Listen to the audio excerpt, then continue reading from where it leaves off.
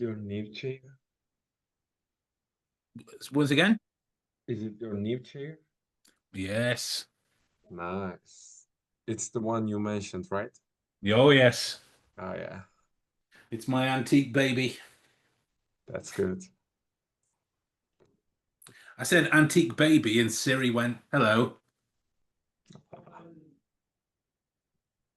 Okay. I don't need that. So you've not been working today? Uh, 12 approaches. Nice. I've been reading the book you sent. Okay. Yeah. You getting anything out of it? Yeah, a lot, as usual. Good. Good. What are some of the things that you're struggling with that it's helping with? Hmm. I think more like the reason why we choose the specific approach. It's Okay. helping with that because it explains it through social, cognition, cultural effects. So it's Yeah. good. Cool. Cool. I'm glad. Um, I mean, as you well know from going through the RLS stuff, it's a challenge. It's a challenge to teach because of how interrelated all of the approaches are when they're in use. Yeah. Like I would wager that fight is never just a fight. There's always something attached to it. And like even when Julie, who loves a fight, it's never just a fight. There's always some other approach attached to it. It's been different most times, but Yeah. that's the case so far, which has been it's been interesting to say the least. Where are you up to? Oh, sorry, what? Where are you up to? Uh, I'm in the first chapter. Let me check. I think page like 40 or something. Gotcha. Makes sense. Yeah. I mean, there's a lot of um there's a lot of laying out the specificities in terms of uh like groundwork for it. Um there's a lot of specificities in terms of how to read the book in the sense of it translating to a practical piece, you know? Um and I didn't want it to just be look what I found, enjoy. Yeah. I wanted it to be um, usable. Like anything else, for somebody, whomever it is, to understand the benefit of something, it needs to be used, whatever it is. Like a chef is only a good chef because they eat a lot. You know, they can have all of the technical skills known to man, but if they don't actually consume the food, then they're never going to know if it's good or not. Yeah. You know? I can't speak from the experience. They are practical. Like 12 approaches, all of them. They're amazing. Cool. I'm glad. I'm glad. I mean, not from an egocentric standpoint, although I do appreciate that. Um, I'm glad that they have the desired practical effect Yeah. because the end is kind of what I hope it could be used for, and it's that whole during a tense situation, whatever it is, whether it's just a discussion with a friend or an argument or wherever it is, or some kind of business discussion. But if it's a tense discussion, if you both have the same language to speak, then the odds diminish in terms of mixed signals, misinterpretations, uh, uh, uh, bottling up of sensations, needs not being taken care of, needs not being acknowledged. Yeah. And yeah, it is my hope for humanity that it is used. not in a not in an egocentric way, just in a for God's sake, stop shouting at one another. You know, Yeah, Uh, yeah. if Actually, yeah, go on. no, that was it. I was just going to say, if nothing else, stop shouting at one another. Go on. Yeah. I got fired from work yesterday, and yeah, then I used 12 approaches on my boss, on the manager. I don't want to call him my boss, but anyway, I used the 12 approaches and he decided not to fire me. I mean, I hope it's not manipulation, but What can, can you give us a bit more of the story? yeah, yeah. I was late for work and it happened like 3 or 4 times. And yesterday I was late for like an hour. Yeah. I told him, I'm sorry, I couldn't wake up, blah, blah. And then he said, okay, but it's enough. Don't come tomorrow. And I was like, uh, come on, just one more time. And he said, no, you are fired. Don't come tomorrow. And then I waited for 2 hours. Maybe he was angry, you know. But after 2 hours, he didn't say anything. So I was like, what can I do? And I thought about the approaches like befriend and distract. Let's see. And uh, and merge, yeah. And Okay. then I was like, okay, what can I do? I went to terrace. He was there alone. I started to talk with him. Like I said, okay, I know I made a mistake, but it's never gonna happen again. And I know you're a good guy because of this.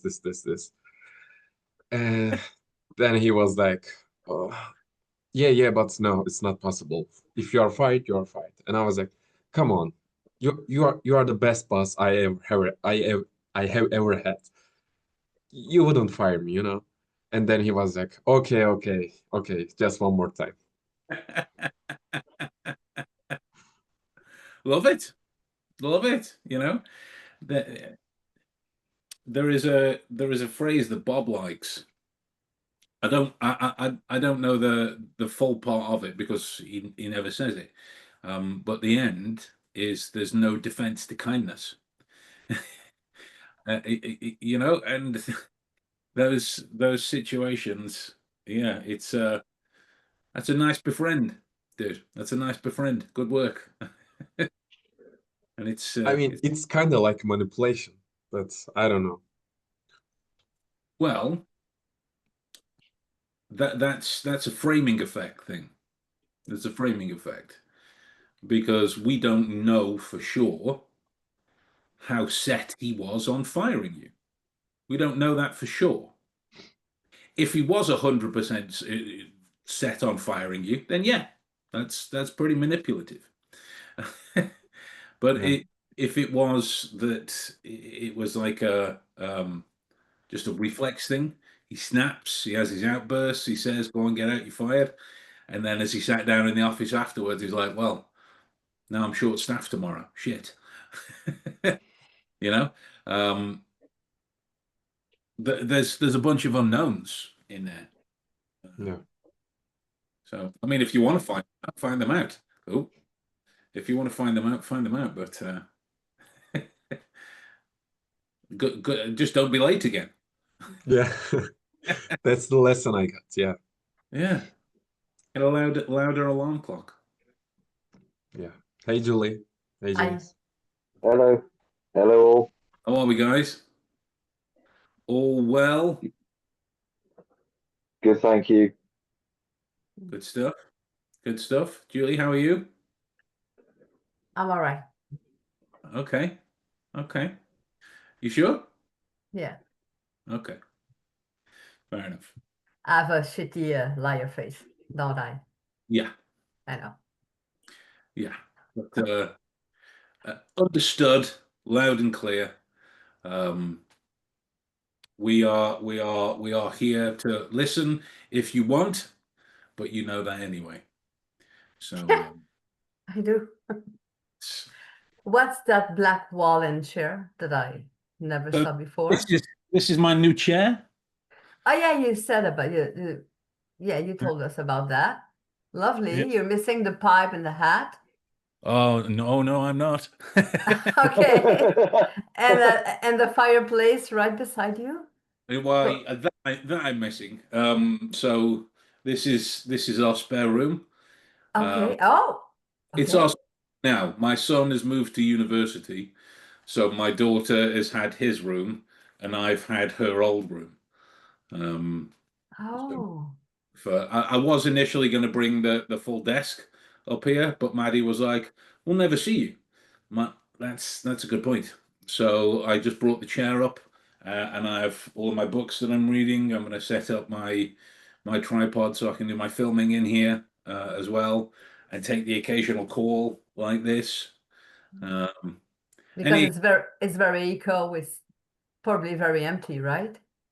yeah. There's just the bed, the remains of a drum kit, my wife's wedding dress, some swords, um, and then books scattered around. The infamous to read pile. Mhm. I keep I keep accumulating more. Every time I get rid of them, I'm like, oh, that looks interesting. I'll get something else. We have that in common. You should see my walk-in. Yeah, same thing. Clothes I don't even remember I bought with the tag on. Nice. Yeah. Wait, you did buy them, right? You've not gone full Winona Ryder. No, I bought them. Oh, I have that dress. Since when? With the price tag on. God, even shoes. Shoes is the worst part. Shoes is horrible. You Yes. doing for the stereotype, Julie. Oh God. Yeah, it's horrible. Water. Um, yeah. Hey, Billy. Um, so let's talk. Let's talk the challenge because it's affecting a couple of people, a couple of private messages, a couple of open messages. So let's talk about the challenge. Um, I mean the 100 one, not the question collection, as that's just data mining. That's the prudent use of a network. So the 100 was set on a multitude of levels because it's the first kind of monolithic number to think of in terms of memory work. Like, holy shit, that's triple figures. Like, even if you just say 99, 78, it's still a lot. But when you get to the triple figures, there's that kind of that gear shift inside. And the other recourse of it is for a mindset thing to know that that is something that you're capable of doing. When the only thing that frames the differences on a day-to-day basis is a framing effect. Like, if you've ever who's ever binge watched a TV show, right? I would imagine we all have to some degree. One or two episodes, easily more than 100 things going on. Easily. Mm. But we don't count it as that because it's just a TV show. It's just two episodes. It's just, I don't know, an hour and a half, whatever it is. Even with a movie, I mean, if you stick on one of the director's cuts of Lord of the Rings, I would wager there's probably up to 1,000 things going on if you were to itemize anything happen at any particular point. So the main thing with the challenge is to know that you are capable of such a cognitive load that is outside of the influence of entertainment or enjoyment, that you can go, I'm on it. If it is that there is I don't know what you'd reference, like an internal pushback, or like you get to sort of 15, 20 things and you start worrying about the other 80 that's to come or whatever it is. That's the sign of the exact work that the challenge is to be created for. So just take it in piecemeal. You know, if it is the easiest way to go about it is to find 10 places with 10 points on,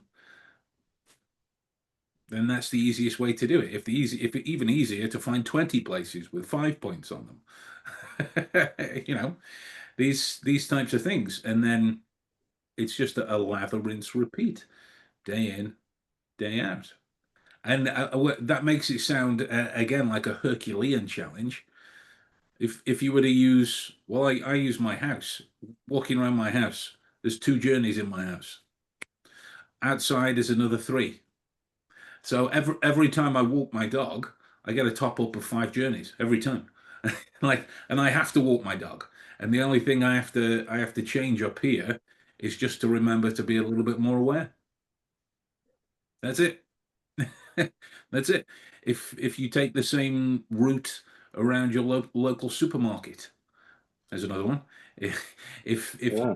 if you pull up at your local at the same petrol station, if you shop at the same shoe store, you know, all of these kinds of experiences you can learn from, and all you have to do is just carve out some individual points and on you go. If it is that you want to make sure that you've got 10 or you've got 5 or whatever, that's a personal thing, because the 3 outside that I have are 2 10 and 1 7 point journey, because that's all that really stands out on that particular part.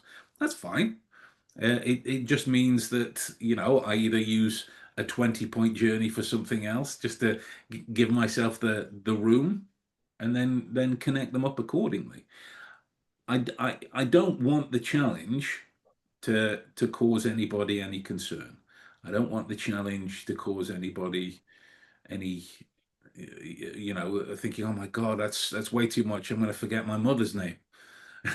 You know, because that's antithetical to the reason that we're here. The challenge is for those moments where you can go, all right, I'm going to itemize 100 things if I need to, and then boom, I'm comfortable with that, so that when we step out into the public, you know, whether we go into the technicalist approach or any other kind of approaches that you use towards taking information with you. Not, I mean, if you're aware of anything more than we've ever discussed here, it's to make sure that you can file your mental data accordingly and retrieve it accordingly. And I can't stress it enough.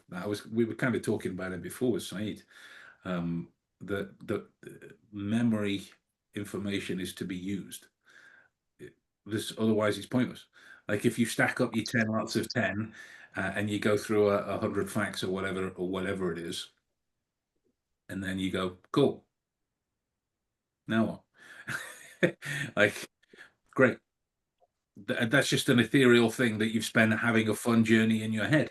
If you don't use them, then you don't know where the good parts are, where the bad parts are, where the overthinking is, where the underthinking is, where the images need to be a little sharper, where the separation of 2 particular points need to be.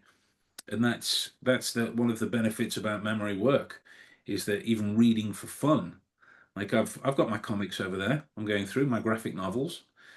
When I read through them, I'm still practicing, because I'm going, oh, that looks like a fun place, and that little back alleyway connects up in the back. I can use that.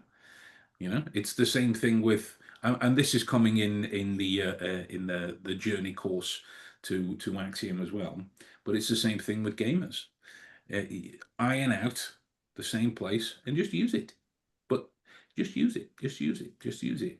But if it is the main point that I want you guys to hear, and everybody else that watches this afterwards, because there's a couple of people that message me separately who aren't actually here. If it is that 100 is just too much for you now, there's nothing wrong with that. There's absolutely nothing wrong with that. If 20 is your limit so far, the fact that you are pushing towards that challenge is the whole purpose of the challenge, right? I just plucked 100 out of the sky because it's the first monolithic one. but that might be 20 to some people. That might be 17 to some people. That might be 42 to some people.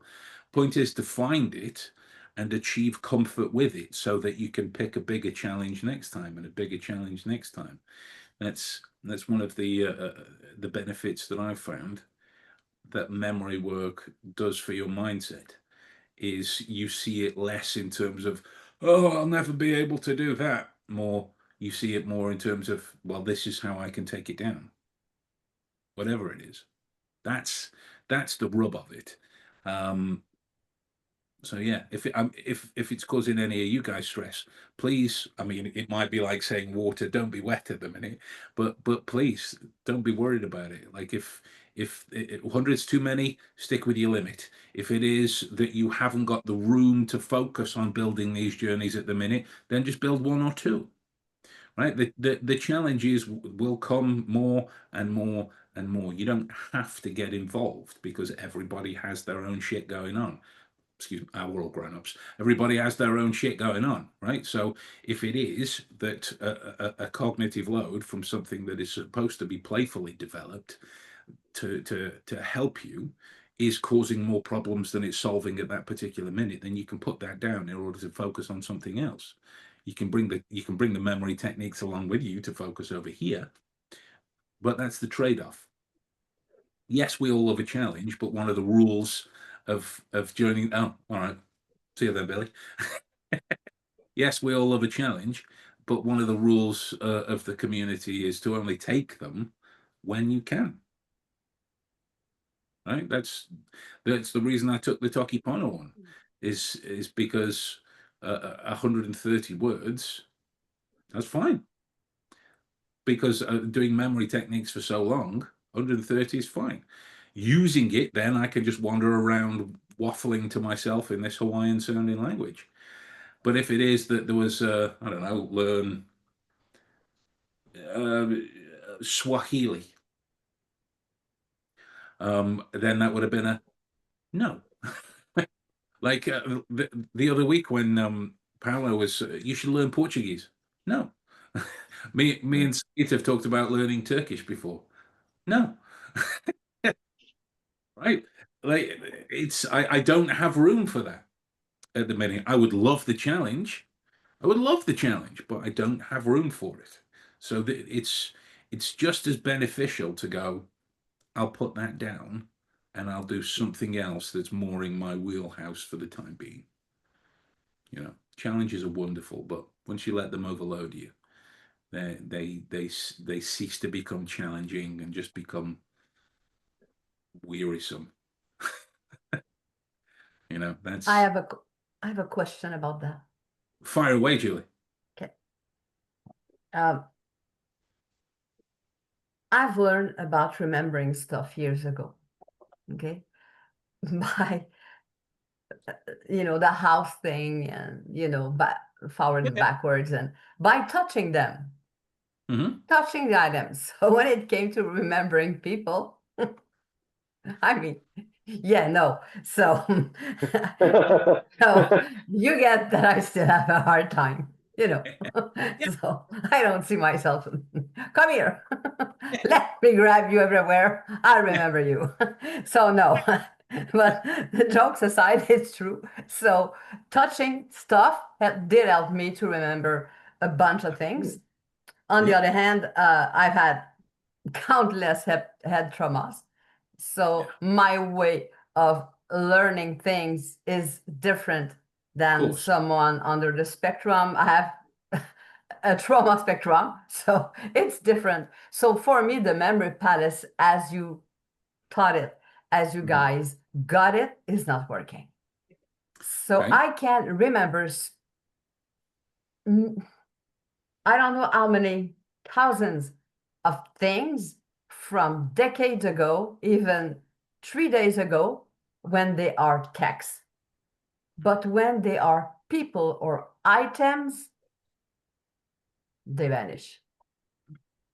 But if they are, for instance, something that I have huge interest in, let's say a recipe, not a written one, a recipe that someone's going to show me one time or that I'm going to create, that I created like 10 years ago, I can do it right now to a T. Okay? But if it's to remember random stuff, I can notice how people dress. I'm gonna notice what type of car they drive if they did change car. But when it goes to things I don't give a care about, it's so hard to remember. It doesn't print in my head at all. It goes like, and it's gone. I tried to order ink for this pen, and I realized it was a limited edition, so I had a hard time to find the ink for that. It took me, I'd say, 10 minutes to register every single pen ever made by Montblanc. Why? Because I have an interest in this pen. Okay. If you would ask me for Parker's pen, I don't know. You see the difference? Yeah. The link I'm making here? So, Yeah. yeah. So, if you ask me which were the best baseball players, I'm gone. I'm unsubscribing from everything. No. Yeah. So that's the rub. So it's not that the memory palace or that this technique or this technique or that, or whatever it is doesn't work for you. It's more that you need a strong purpose for whatever it is that you're remembering. Yes. That's really all it is. And so the way that you can start to, if you're of the interest to, tweak these kinds of things, is one of the tenets of memory work is to do more and more. Right? If you can do 10 things, you do 12 next time. If you can do 12, you get the idea.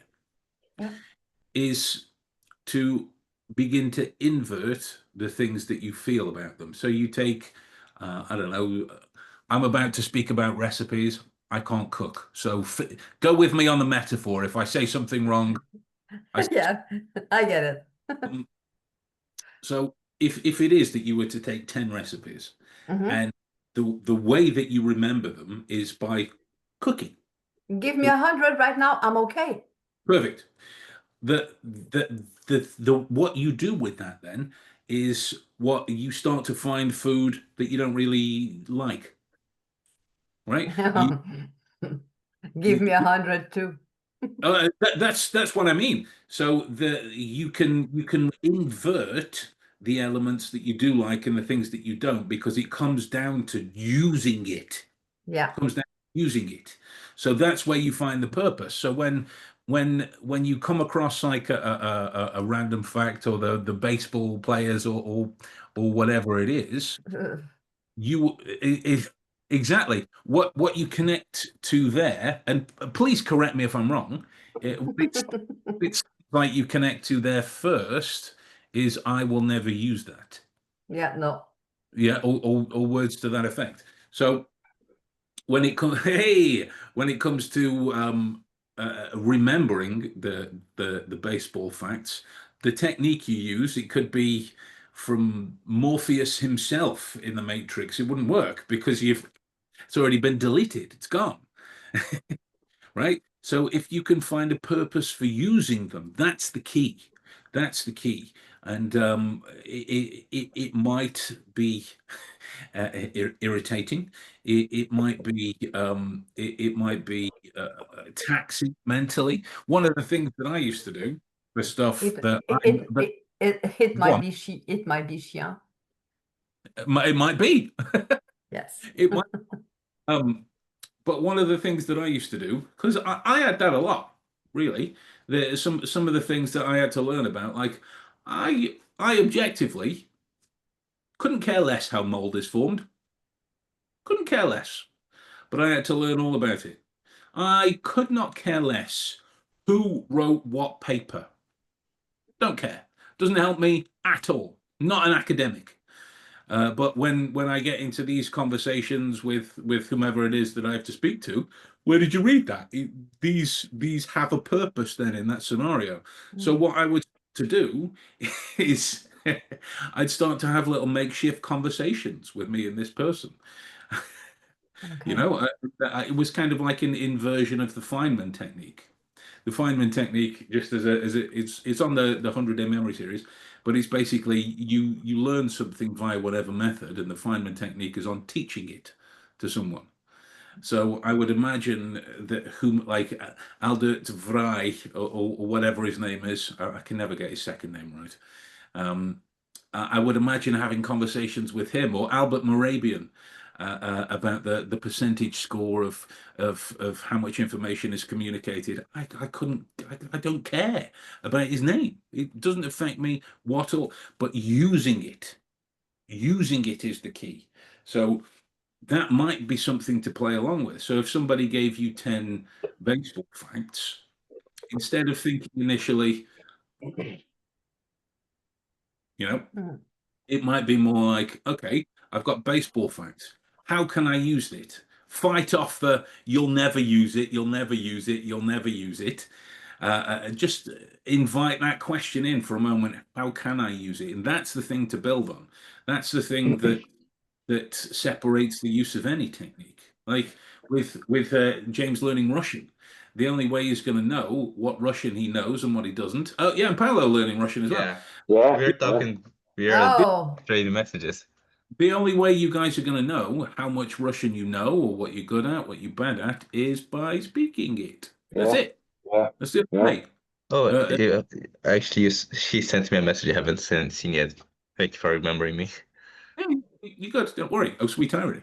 But that's the thing. Use whatever technique you want. You know, I was saying to someone the other day, realistically, when it comes to memory methods, I shouldn't have a job. Memory methods have been around for at least 40,000 years. They're out there. well, but how many people on that use them? And that's my point. Is that there is more to memory work than just the methods, and it's important things like this. If you don't understand the purpose for doing it, if you don't understand some use that you've got for doing it, if these are all contributing factors for it. Like I had a use for learning Tokipona. I could learn Turkish, I could learn Portuguese, but I don't have a use for it. The only time I practice it would be with an app or with you guys, and that isn't a lot. That isn't a lot. So that would diminish how well I'm able to remember whatever it is that sticks around via whatever method that I use. A method is only as good as your ability to use it. So if you're struggling with finding a use for it, put the finding of the use first. The technique can come after. Okay. Technique can come after. What was your use for French? So I started with linking just basic link systems. That's what works for me because when a window into my ridiculous life. I'm learning 7 languages, so that's 7 days in a week. So on a Tuesday is when I wander around my house and I narrate everything or that I can in French. Like Monday is Chinese, Wednesday is German, and then it goes right the way through. And I'm waffling, and those links are the easiest way for me to do that because the thing in front of me creates the image, or when somebody like Loic Suberville is I think I sent you one of his videos talking about French Canadian language versus French and French Canadian. Yeah. Yes, these videos where there's universal language and there's French and there's Spanish and their characters. And they were discussing the differences between the French word for I and the French word for eyes. And so whenever I go into the mirror, I'm brushing my teeth in the morning, I can see that video in the mirror. It just makes me chuckle. And those links are what I use day in, day out. So it'd be a great thing for you guys with Russian if you're just Just wondering Yeah. just a question. Ever happened that because for me it happens. For example, if I'm learning Russian and German, I want to say something in German, but I end up mixing it with German and Yeah, the other way around. yeah, yeah. Does it happen to you? the time, all the time. There was a thing a year or so ago where I forgot the English word water. Couldn't remember it. I'm going, oh, agua, basa. Oh, I just couldn't get to. I couldn't get to water. It wasn't happening. And Wow.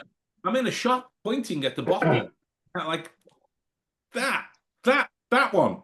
But yeah, it happens quite regularly. The thing that creeps up regularly for me is and with French and Spanish, like the e, the y in Spanish, and the e they just go "Boop" sometimes, and I won't even realize I've done it until my Spanish teacher goes, yeah, yeah. She's a what's it called? Salsa dancer. So she's very dramatic in how she looks. Her name's Gisela, and whenever any mistake from anyone in the class comes up, it's eyebrows and yay. Um, but yeah, so that's the French one I use. But Julie, that genuinely, my friend, that's arguably, in my opinion, the most important part of memory work. You can have all of the techniques that you want. If you don't understand the purpose for memorizing it in the first place, throw them all away. Done. That's it. Because, like, look at the challenges. Um, I love challenges. So if somebody says 100 things, 1,000 things, this, I'm like, yes, I'm in. Even if I get like three, I love that kind of shit. Like when we used to work out every day for Hero School, one of the guys was like, I wonder if we can spin, the spin bikes. I wonder if we could spin for 48 hours for charity. I was like, get me a spin bike. I'm in. We'll figure it out. That's me. I jump in before I figure it out. Whereas other folks might prefer planning, training for that kind of thing. Uh, that's the point of the challenge. So the point of it in this group dynamic isn't in terms of pass or fail or right or wrong or any of that kind of thing. It's more to understand about you as an individual, how you as an operator connect to the use of these methods. Yes, memory techniques are one of the staple parts of the community, but there's also reasoning. There's also the mindset that facilitates it. That's why, as you guys know from RLS, the first thing we cover, mindset. Without that, nothing works. Nothing. So I'm glad you brought it up, Julie. It's very important. So it's evidentiary of a well-placed bribe. Uh, but yes, mate, play with that. Play with that. It's purpose. I will play with that without touching anyone to remember what it was. Other unrelated question, completely unrelated. Is that chair that you're sitting on the chair that you used to record the Vibes one? No. So the Pipes one, that was my ex-girlfriend's mother's house. Mm. They were both, I say were both, they might still be alive. I don't know. They were both, are both, hotshot lawyers. And the house is, it's a 42-roomed converted nunnery. Wow. And so they had like a little library area between the kitchen and the dining room, and in that was a Chesterfield, and it was the globe, the drinks globe, where you point that and you got all the in. I desperately want one, and that's one of the reasons I went around to a mum's house all the time. It's just to play with the stuff. Like I wanted a Chesterfield easily over 20 years, easily.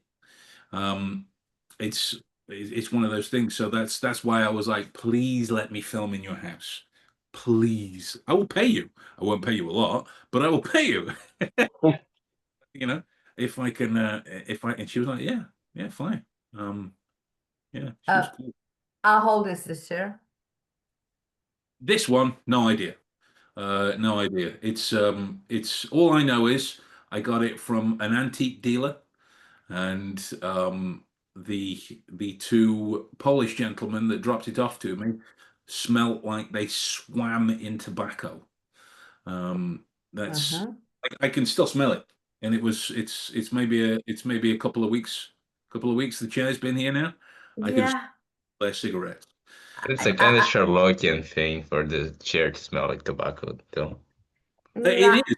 It I is. would Yeah. take a picture all sides and just, Way ahead of you. Already done it. I hope you did, so you know, right? Oh yeah. Good. Oh Ah, Gemini, Geminis. yeah. Yeah.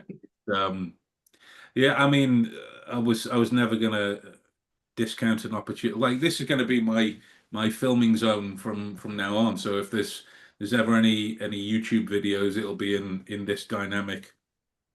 I've got some I've got some artwork on the way. I say artwork, it's like a 33 pence couple of posters from Sheen that we're going to put in the frames. One is an Edgar Allan Poe thing, and then I've got a couple of Sherlock things. Uh, yeah. Sherlock, Considering the really? amount Holmes smokes in the books, his chair would definitely smell like tobacco.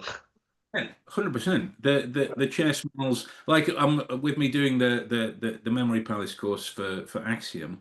We went to Baker Street in London, and I took videos around the museum, even though they told you not to. I was like, Nice. I'm doing it. Um, and so I went up to the chair, Holmes's chair, and sure enough, it stank. It absolutely stank. Did I miss something then? Do you think so? No? Okay. It all went very kind of deathly silence. Put my phone in my cover, so I muted. Okay, got you, got you.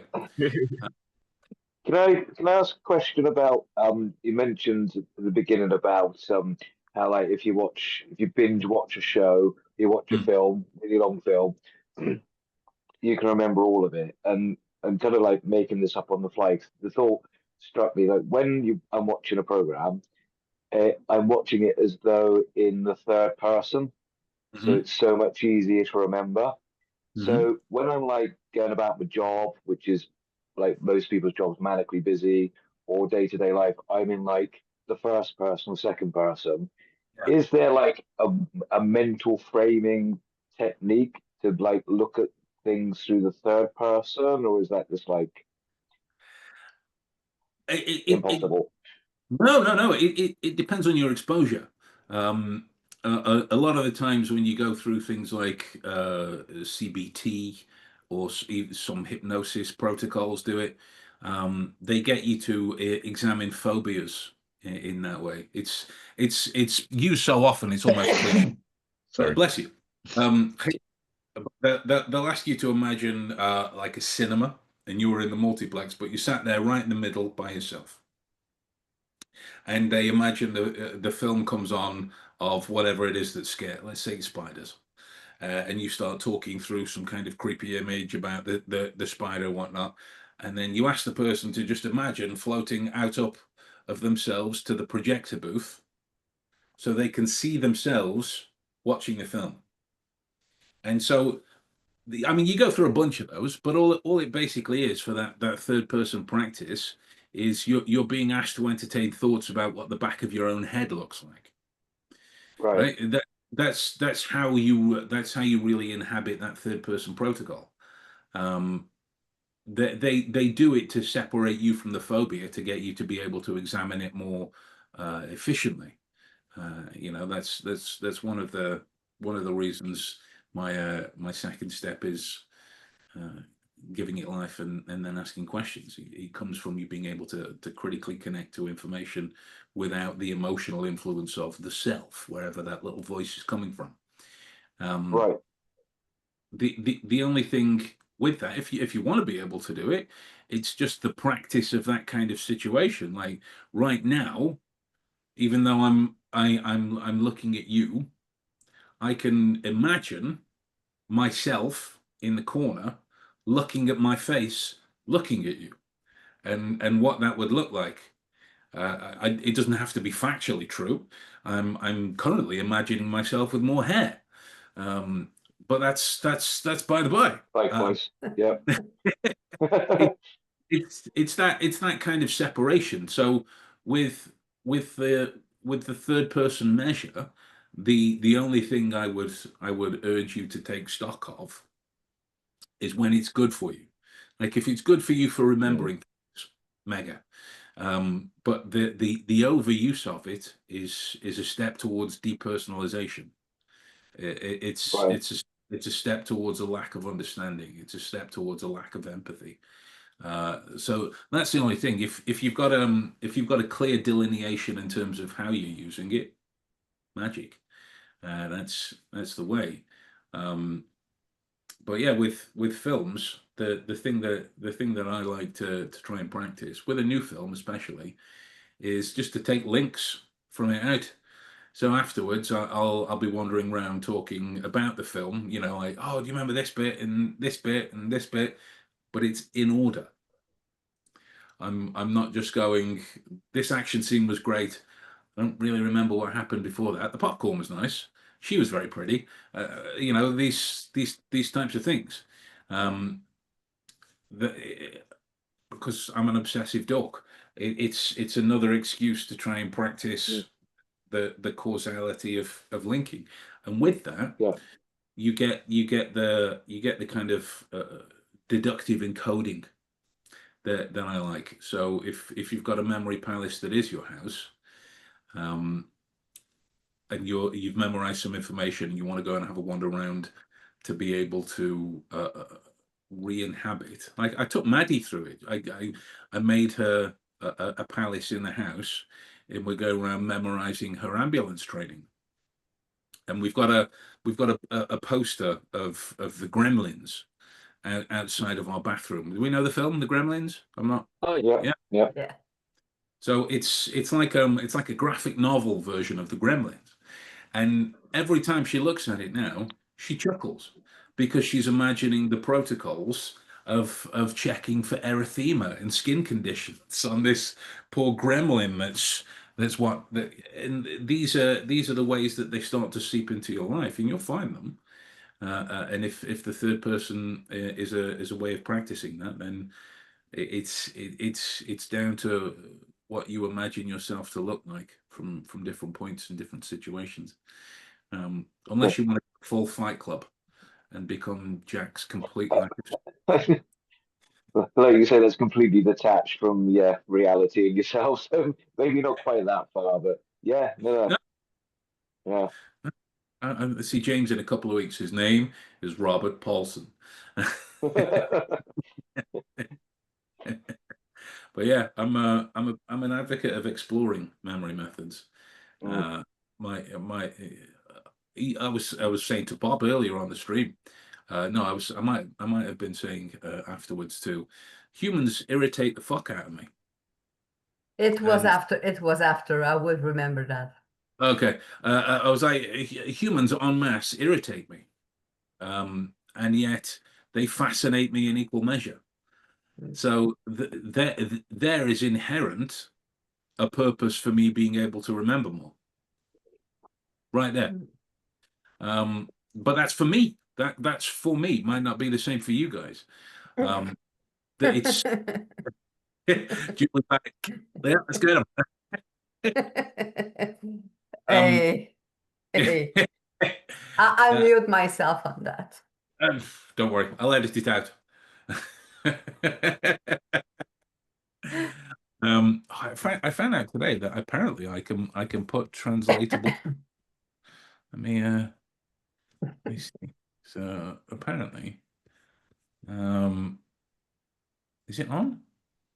Can I don't like I don't even know anymore if the it says it's on, but I want there. Oh, okay, never mind. It's only available on the recording, so Well, I thought they were live translations. They're not. I was it offers live French Canadian translation, so I was going to see if it Oh. if it was accurate or not, but I can't. So there you go. There's a little bit of fun gone. But yeah, yeah. Oh, that's a big roundabout way of saying, James. That's the mindset derivative that I've experienced with that kind of approach. It's mainly used for a depersonalization measure. If that helps you Right. the films Okay. more, beautiful. Yeah. It's just trying to like tie up like because like I say, my job's manically busy, like everybody's is, and like just trying to like switch on to observing people and remembering the day. And Mm. I feel like I just run around like a lunatic, and I can't remember anything. Or when I'm trying to like engage with one of the residents and observe their body language to help them better, and do it a bit, but like keeping that in place consistently is just like it. I know it's not impossible, but it just feels it because it's just like such an overwhelming thing to do. I mean, maybe it's I'm trying to do too much, which me being me That- wouldn't surprise me. that's entirely possible, mate. But one of the one of the things, well, two of the things that you can do to help that is profiling your day. Okay. Whether it be in because being rushed off your feet is insane. We depersonalize that and we go, all right, well, let's say you do something ridiculous like a 14-hour shift, right? Mm, yeah. That leaves you 10 hours. You see where I'm going? And you Yeah. go, I sleep for about 7 or 8. Cool. That Yeah. leaves you, Yeah. so you do these kind of profiling measures, and if it is that you are with the same service user all day, you go, all right, while they're watching the television or whatever, I have to make them a brew. Those 2 to 3 minutes, are they mine or are they someone else's? Do I have to do something else at that time? These kind of profiling measures, it's a stoic practice when you think about Mm, it, because all you're looking for are the little points in your day that are irrefutably yours to control. That's mm, all you when it comes to overwhelm and busyness, and believe me, mate, I get it. I get it. Like today, I might work from home, but I've been working since 6 a.m. and wow. my day of calls. I mean, this is fun. This doesn't feel like work, but my day Mm, of calls for work will finish at about 2, and then I'll have to start the next day about 9ish, depending upon on how well I sleep. Well, I say sleep, how well I lie down for a couple of hours. These types of things. So if Julie gets it, it helps me to figure out. Okay, so after this, I have about half an hour while I'm making food. I could go. Well, I could relax. It's my time. I'll make myself some food, or I could go. I've not actually read through any of my Lola Lago books today. I do that because I'm sat in front of the oven just waiting for the food to cook. I don't have to do anything else at that moment. I go, wait, and planning out those points. mm, Not only does it give you chance to practice and the mental prompt to be able to do it, but the more you find those little points that you can control, the more your day becomes your own. So it will still be busy, it will still be chaotic. We can't think that away. I mean, it would be magic if we could, but we can't. What it makes it is a little bit more palatable. It makes it more manageable when you have these little anchor points, however brief they are. One of my friends, JD, who I do a different podcast with, he is he's what I don't know if he's called van life or caravan life or whatever it is, but he's got a big old airstream and he travels from place to place for his work. And because now he has to literally pack up his house every time he has to move, he's starting to experience similar things. So I was like, JD, What are the moments that in your day that are yours? Wow, this and this, and I have to do this. Great, you have to do that. Find something small. And what we settled on is in the morning when he makes himself a cup of tea. And I was like, whatever you do while you're making a cup of tea, make sure it's because you want to do it, whatever it is. That's the only rule, whatever it is. And it's helping his mindset connect to the day a little bit more. So now he's finding time to read. Now he's finding time to go through the practices. Now he's remembering more. And it's these little anchor points. And the other thing I would do is, I mean, I call them real mnemonics. And all it really is, the practice of creating an image for something. If Mhm. it's you want a prompt for remembering to observe people. I mean, that's the rub of memory techniques. You have to remember to use them in the first place, right? You go through that process of creating the image, whatever that is, and this will be great for being an artist, someone like you. It might be, I don't know, magnifying glass. It might be Sauron. It might be a Big Ben, Big Brother, whatever. Sum that up in an image, draw it genuinely on like a post-it note or something. And if your phone has one of those phone cases that's rubber, see-through, put it in the back of your phone case. So whenever your phone comes out during the day, you get this little memory prompt. And it's not, you don't, oh, Sauron. It's a link. It's an actual mnemonic. So every time you get that prompt, it's connected to everything else that set it up. The only thing is just finding a good place to do that. My computer downstairs, I have them stuck to the top of the TV.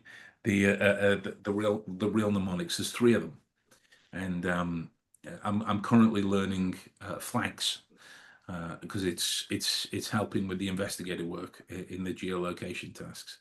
So I'm going through that, and every time I sit down, I'm like, oh, there's that, oh, there's that. But it's the connection to like all of the flags of Southeast Asia, or all of the flags of South America, because that's what the story's connected to. We just need that little pinprick, and everything else follows on. Like if you've ever practiced remembering a shopping list, most people do that in the first iterations of memory work, whatever the first image is. If it's milk, great. I'm telling you now, if you take that image that you came up with that started the list and drew it, stuck it to something, that list would be there from now until the day that you die.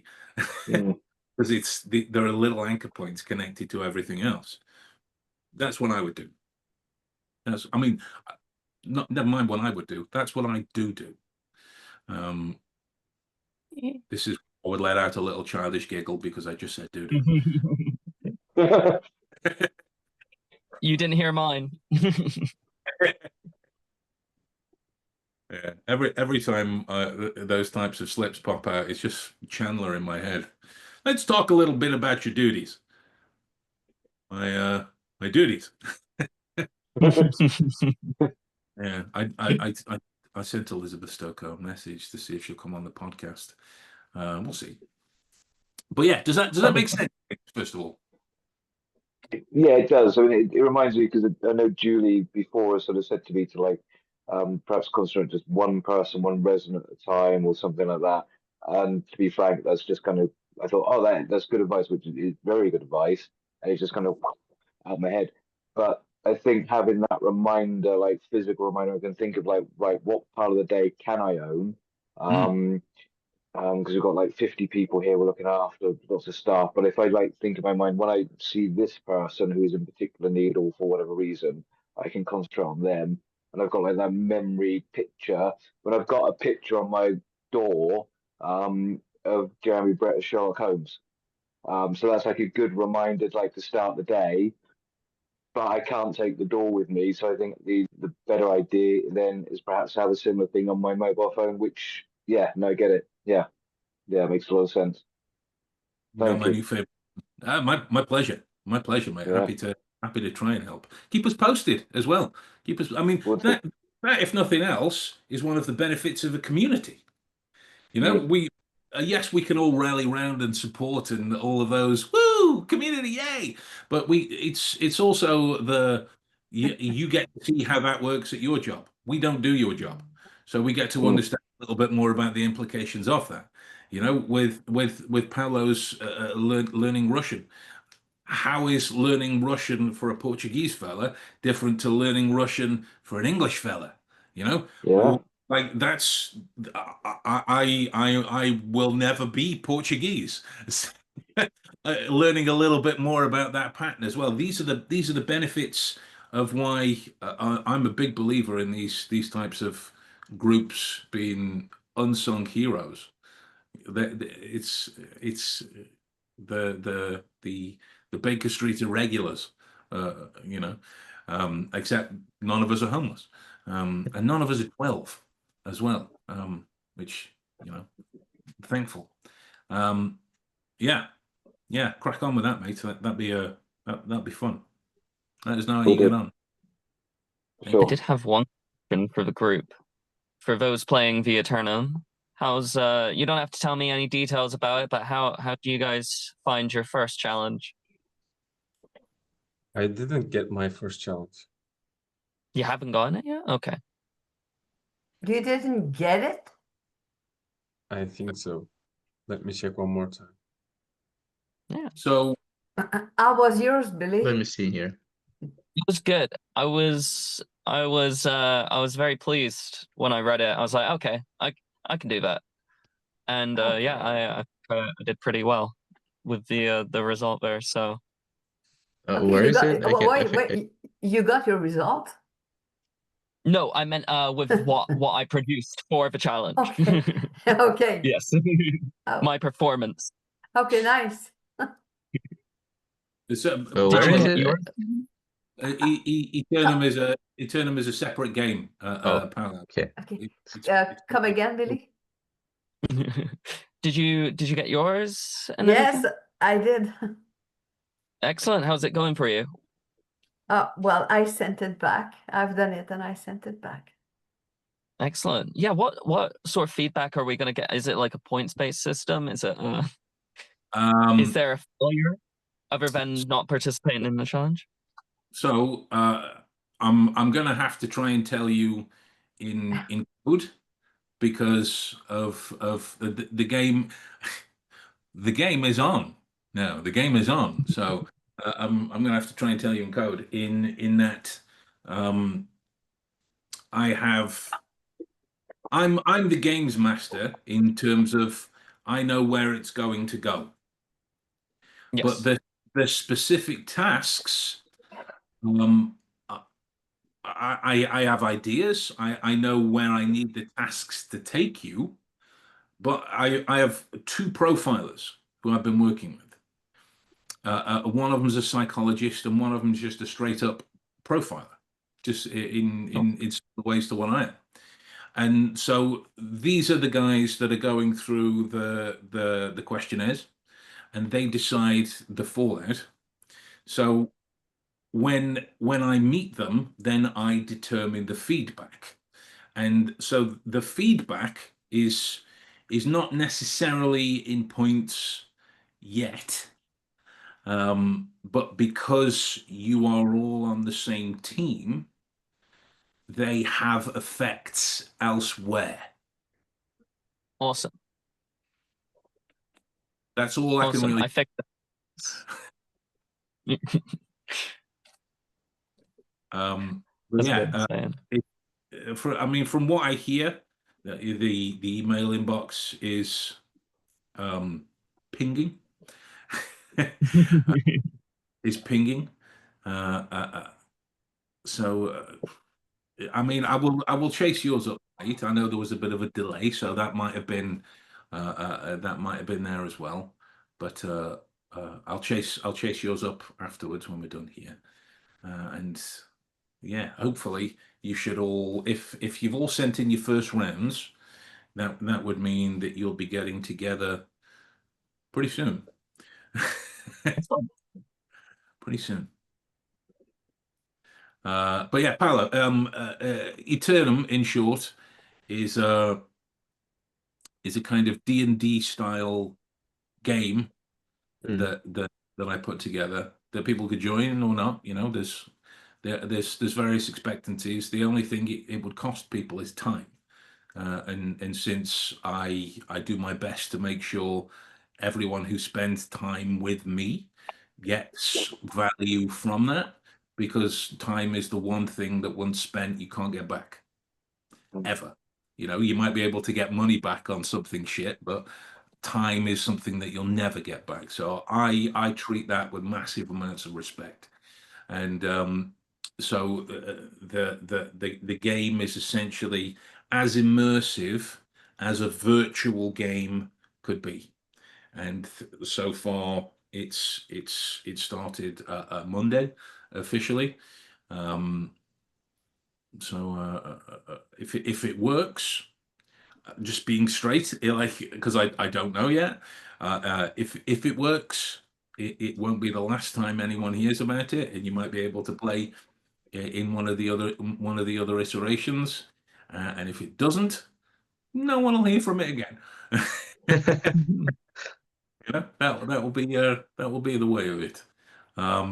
So yeah, guys, I'm gonna go and cook my food and read my book, and I will see you all when I see you. See you. See you later.